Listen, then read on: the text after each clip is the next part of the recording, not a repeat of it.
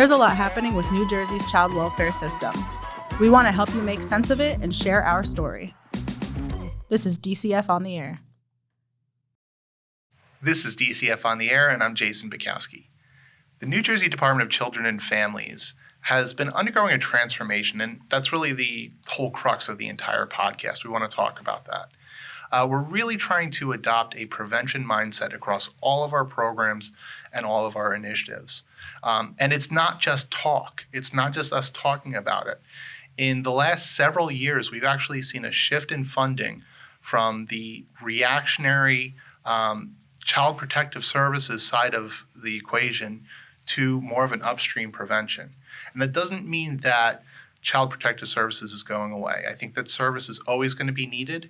But if we can get to families earlier, if we can prevent those conditions that may destabilize a family, we can help them succeed and thrive in ways that the system was never intended to do previously.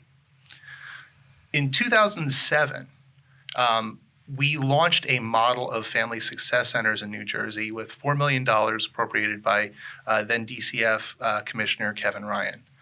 So New Jersey has long been a laboratory for prevention work in the national scope, but we wanted to revisit that family success model as sort of a primary deliverer of prevention services. So joining me today are three individuals from our Division of Family and Community Partnerships who are connected to that Family Success Center model, and I'll invite them to introduce themselves. Hi, thank you for sharing your space and allowing me to be here. My name is Janera Hill, and I'm the Assistant Director of the Office of Family Support Services within the Division of Family and Community Partnership. And I'm here with some of my colleagues in the family support work. Hi, I'm Sarah Jankowski. I am the supervisor of the Community Support Services Program unit within that office. And in that unit, we support the programming of the Family Success Centers, Kinship Navigator Program, New Jersey Child Abuse Prevention Program, and a number of other prevention programs that are available to the community. Hi, and I'm Jenny Alvarez. I oversee the Bayside Family Success Center in Perth Amboy, New Jersey, under the Jewish Renaissance Foundation. Great. So welcome to DCF on the Air. Family Success Centers offer in-community supports to families, in their own hometowns.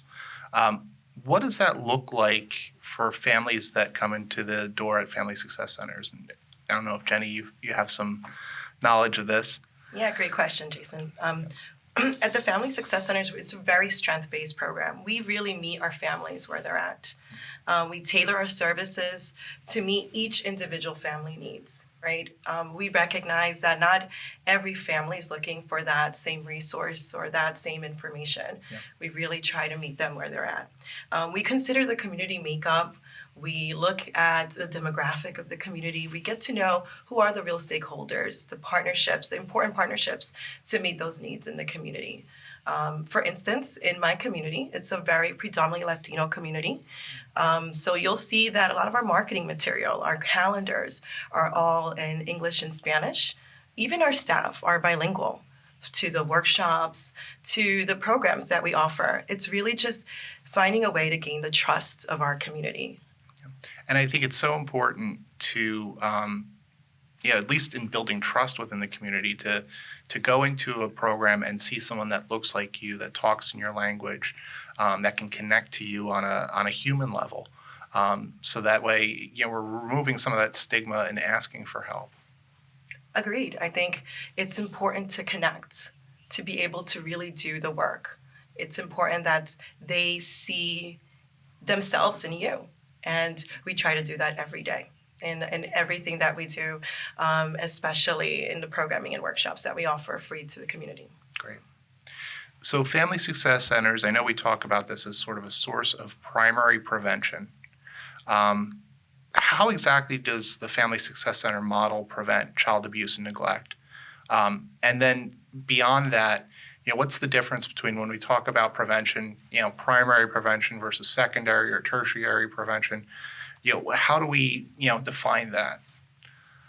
So I think That's very interesting. The timing is perfect, your question, because just last week, I didn't plan it that way. It was the division had a all staff training where we talked about prevention science, and it broke down the different levels of prevention. FCP is developing, it's expanding very quickly, so they're getting a lot of new staff. Mm-hmm. So it's important to develop and maintain a consistent language or vocabulary when you talk about the work that you're doing. And so when we think about prevention, think of it in as a continuum or a spectrum, right?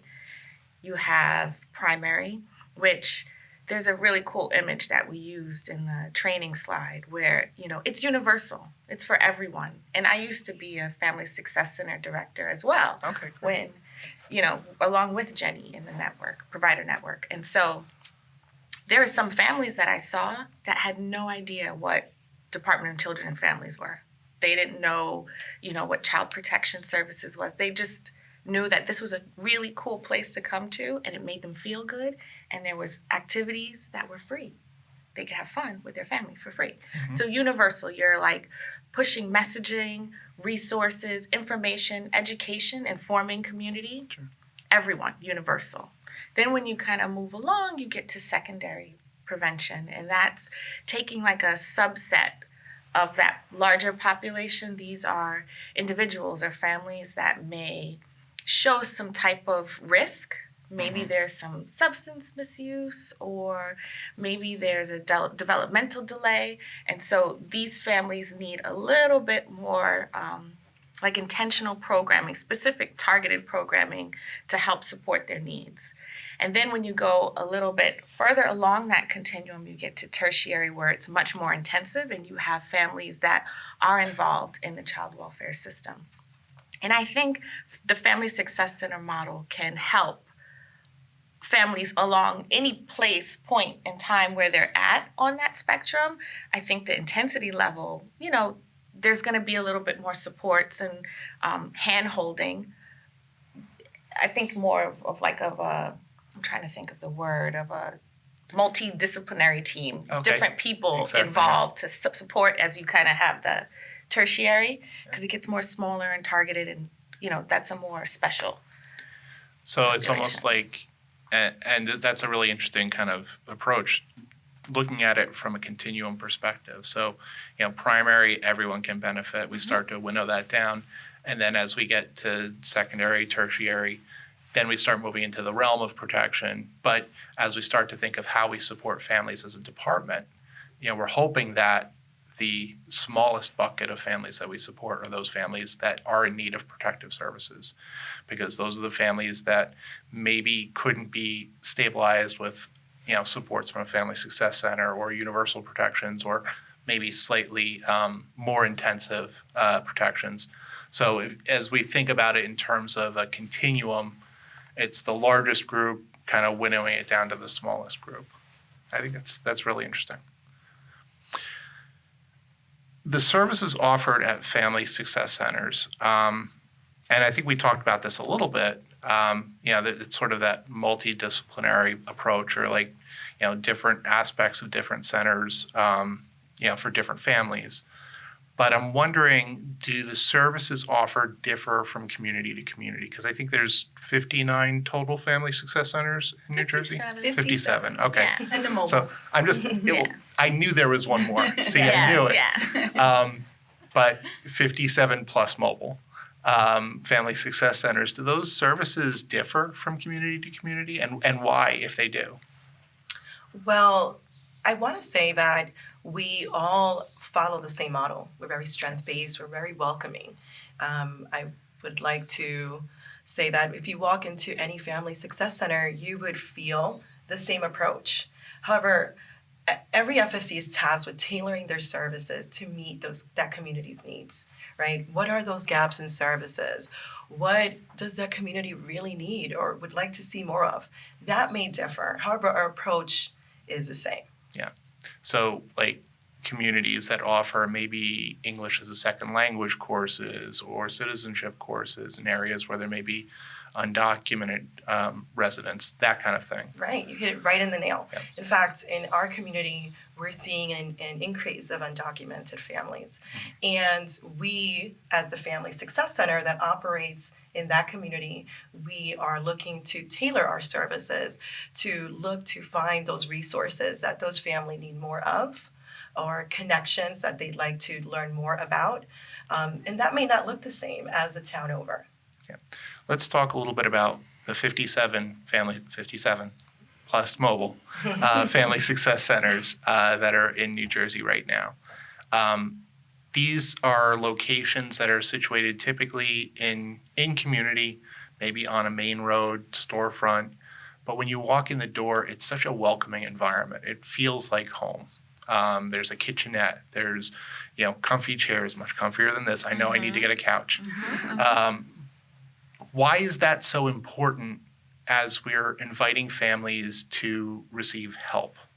Why do we need to bring them into that space, that welcoming space? And maybe I've just answered it. To get them engaged in programs offered by the state that are intended to help them. I think it's important that community members know there's a safe place to go, where whether they're in the middle of a crisis or just really struggling with obtaining a concrete need, they know that there's help out there, right? Okay. They know that there's someone who's going to hear what their story is, what their need is, and be able to advocate with them to address what that challenge is. So that the goal obviously of all DCF programs is to help make sure families and individuals are healthy, safe, connected, and Family Success Centers really drive home that point of there's a home for you in your neighborhood. There's a home for you where you can come in no matter what challenges are waiting for you out in the real world. We're going to hear you, we're going to see you, and we're going to do what we can to, help you feel better when you leave today. Sure. I think also if we want to create the conditions for families to thrive outside of the Family Success Center, we want them to feel at home inside the Family Success Center. I know that there's, I like food. It's pretty apparent. But I know that there's nutritious cooking in some of our Family Success Centers. But to do that in a kitchen that looks like your kitchen, I think that there's value in that, and you can bring those success skills forward into your own lives and into your own homes. And I think it's important to note, you talk about the success skills, really those are protective factors, right? We're out, the Family Success Centers are hearing the needs of the communities, the voices of the communities, having a pulse, right, about what it is that's happening out in the communities to families, and identifying what protective factors exist out there that are working for them to strengthen their community, and where are those gaps that they might need some more advocacy, some programming around. You talked earlier just about being more proactive, and we talk about swimming upstream and trying to get upstream to identify what's working in these communities, what can we build on, and what else needs to be built up. And I feel like that's a really important part for communities to know that exists. There's people there that will walk with them on that journey. But I would also like to add, because I want to go back to the space, and that's an important, That's key. key part of the model is the space. And I think even before pre-COVID, this was big. There's something impactful about a welcoming, warm environment and its impact on your mental health. And it's a buzzword now, self-care, and I have to have self-care practices, but making sure that, the colors are right in your space, that the cushions are okay, and you have foods and little plants out. Because when the parents or caregivers come to sit, they're just allowing their children to come and bond with others, their peers, but then parents get to unwind and they get to clear their heads. I used to have mothers come into my center, and I'm sure you see it, Jenny, where they just sit and they get to just have a moment. Sometimes a moment to connect with other parents, other caregivers, and to have an adult conversation, because maybe they're a stay-at-home mom and their partner is at work all day. and they're just sitting watching Bluey all day. Bluey or Coco Melon all day. And so now they get to go to the center within walking distance or a quick drive, and they get to do something for free and connect with another adult. And then once you get to kind of like clear your head, you're open to doing the parent-child activity.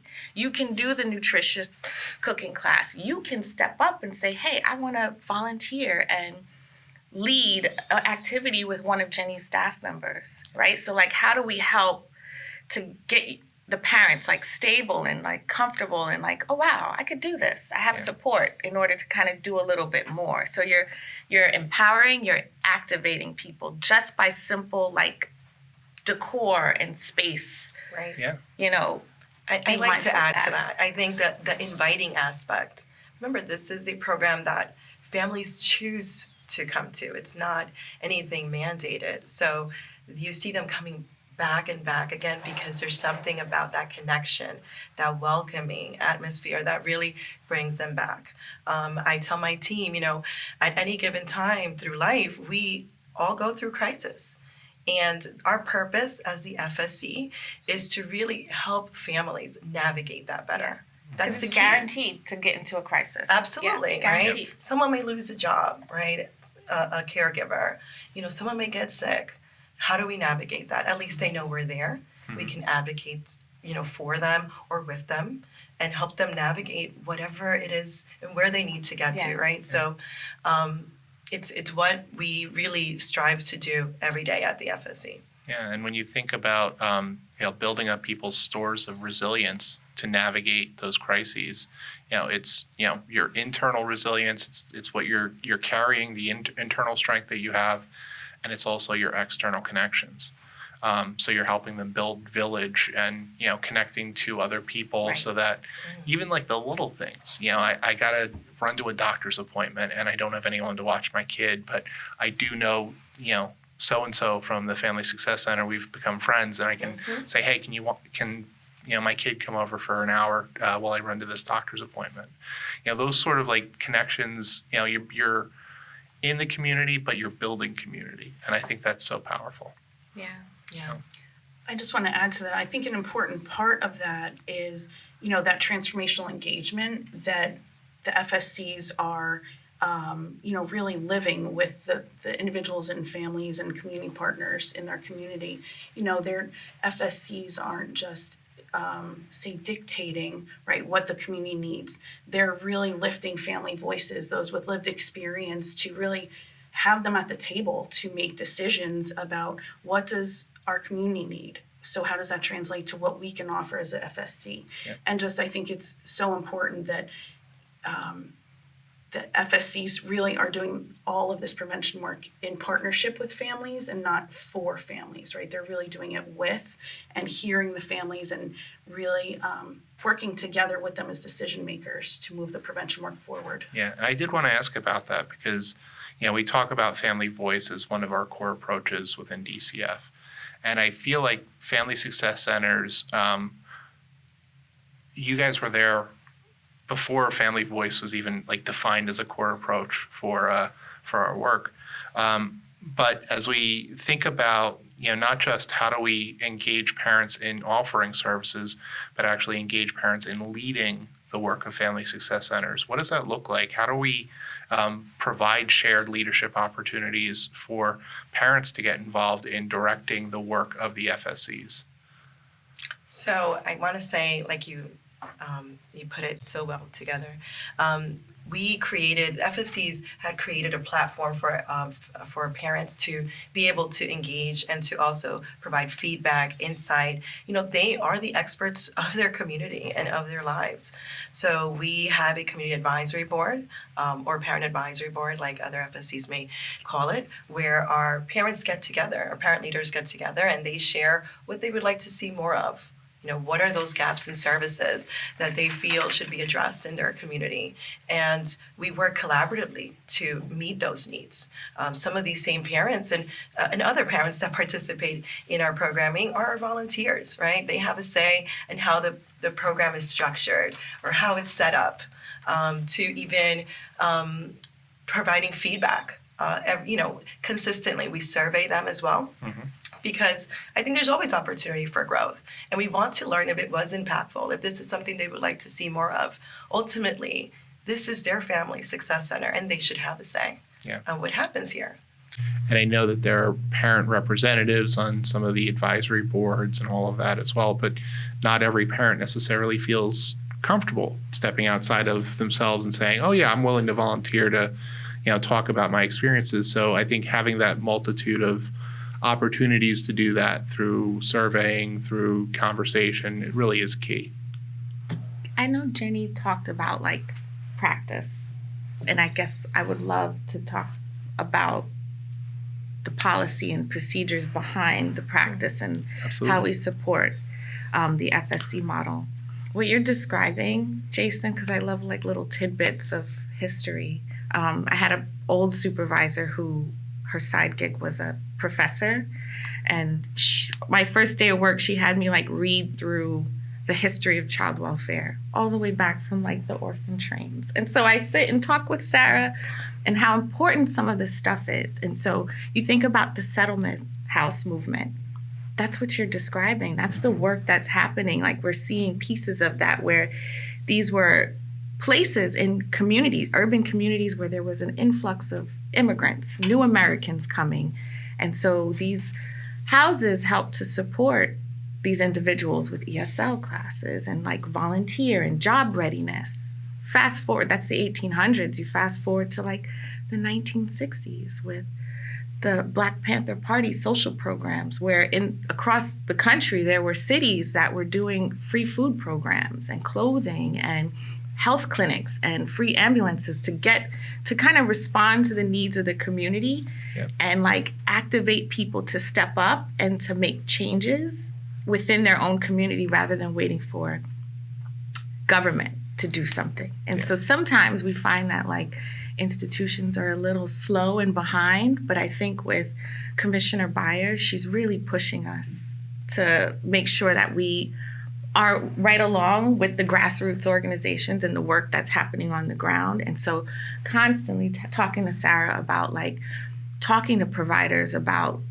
having the advisory boards and putting that in our contracts to make sure that we hold our providers, that we're giving you money, we're contracting with you, we want to make sure that this is the work that happens on the ground. So putting that in writing, also identifying resources and trainings, because it's one thing to say to have an advisory board, but you have to be intentional about the volunteers that you're finding. Just like you said, not everybody's going to be ready to sit on a board or a council. So how do you develop their skills so that they can be there?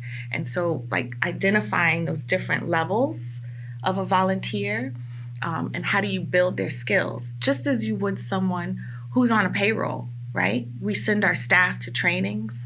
We have to do the same. We have to nurture our volunteers in the community and build up their skills, because you see that there's sometimes a stay-at-home mom who's just coming for the arts and crafts every week. She then signs up to volunteer, and then next thing you know, she's bursting into your center saying, I just got my first job. I didn't even think that would happen. And right? So you kind of see someone activate and blossom. And so I just wanted to talk about some of the things that we're doing in the department to support the work, the policies, and identifying the resources to help the providers. So So we're thinking about the change in the narrative for the child welfare system. We're no longer, we're starting to move the language from talking about child welfare to family well-being and children and family well-being. That it's not just enough to say you're safe, but you're thriving.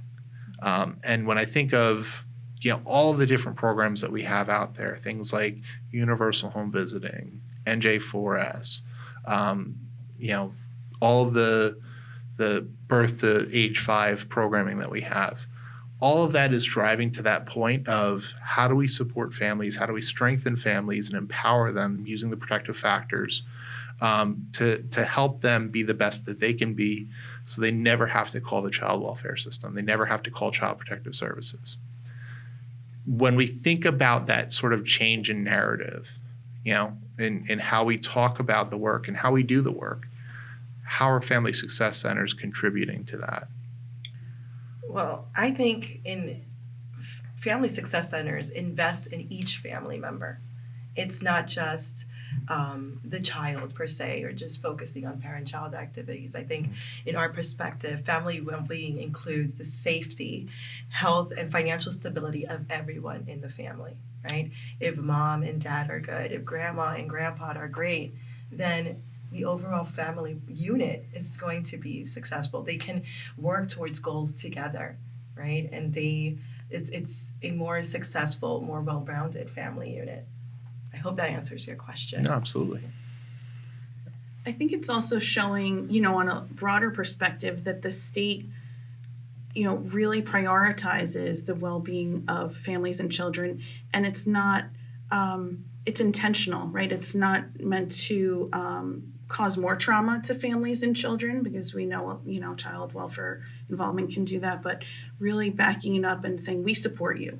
We support you. Everyone has needs, you know, no matter who you are, where you are in the state, and we're meeting you where you're at and seeing what it is you need so you can be successful, healthy, thriving, safe, connected. And I think it's just messaging that, you know, things like this, getting the word out there that we as a state really want the best for you. We want the best for your family, and we are doing everything that we can to provide that to you, or provide those opportunities and help you, because we're not going to do it for you. We're going to do it with you and give you opportunities, but we know that, you know, you are valuable, your voice is valuable, and creating those opportunities for those voices to be heard to help move our prevention work forward. Right. And I would add to that, just from the perspective of my team, right? Because we're not the boots on the ground. We don't have that direct access to families, but we do like a more supporting the providers. And so when you have a network large, like 57 programs, like statewide that's a lot. Mm-hmm. And so you could run the risk of programs kind of doing their own thing, and you lose the essence of a family success center. Yeah. So what you may get in one county or one town could be different from the next person that goes somewhere else. And so that's very important to us, thinking about implementation science. And in 2015, the department connected with the National NERN, and I can't break down the acronym, but hopefully that's research. National Implementation and Research Network. Yes. Yeah. Boom. That, I have no idea where that came from. I was channeling the cosmos on that one, yeah. It hit you, boom. That was amazing. That was good. What you did there was amazing. Magic. And so they developed, in partnership with Family Success Center directors, so that's, again, another partnership with the state and providers, to develop a practice profile. And in fancy terms, simple terms, that's just the ingredients to your program model, right? You have to have a well-defined model. So it's this is what you're doing when you're hired and you're put into this space. Yes. Yeah. This is what you're going to get when you go into this program or interact with this program. And also, in addition to defining the practice, it's having implementation support. So think about the training and the different tools that you have, tools that the staff at the centers would use for their staff to develop them, but also tools that my team would use when they go out to assess the health of a program. And so these are all things that are important to us because, again, in order to make sure that families are getting the best and that you're getting to that point where you're really pushing them and making sure that they're thriving and you're activating them to do great things in their own community, we have to make sure that we break it down as, okay, what is the practice? What are the steps that are going to be happening? And you put it into writing so that when each Family Success Center opens up, it's this is how you do it. This is what we should be seeing. So yeah, it's kind of like everyone can make a cake, but you need flour, eggs. Yes. Yeah. Why am I keep bringing it back to the food. I swear I ate breakfast. But I think that's great. And I think that gives it sort of a consistent model of Yeah. what a great family success center should be, while giving it the flexibility to be what it needs to be for the community. Yeah. So I think that's Well fantastic. Mhm. So last question. So I always hit them with a heavy, and then I back it off just a little bit. How do I find my local family success center? What's the best way to do that? So you can go online. Okay. I don't have the website off the top of my head, but if you even just Google New Jersey Family Success Center, New Jersey FSC, you'll be able to find a whole list by county of what's available to you. And calling 211, we're going on NG 211, that has all the information for each of the Family Success Centers. So it's out there. It's out there and available for anyone who needs it. But it's very likely they're already in your community at community events. They're tabling, they're there, they're connected with your schools, they're providing activities within your schools. It's most likely that you already know where they are, or at least an entity that's connected to them. Yeah. And I know they all have the same, basic logo. Oh yeah.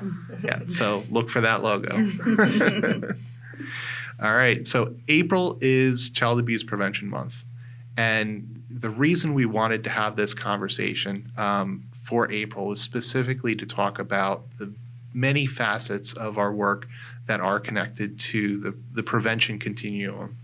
It doesn't take anything away from Child Protective Services or youth mental health or the services that we support for survivors of domestic violence or sexual violence, but it's important to use that marker of April to honor and celebrate that work that we're doing to prevent child abuse within communities.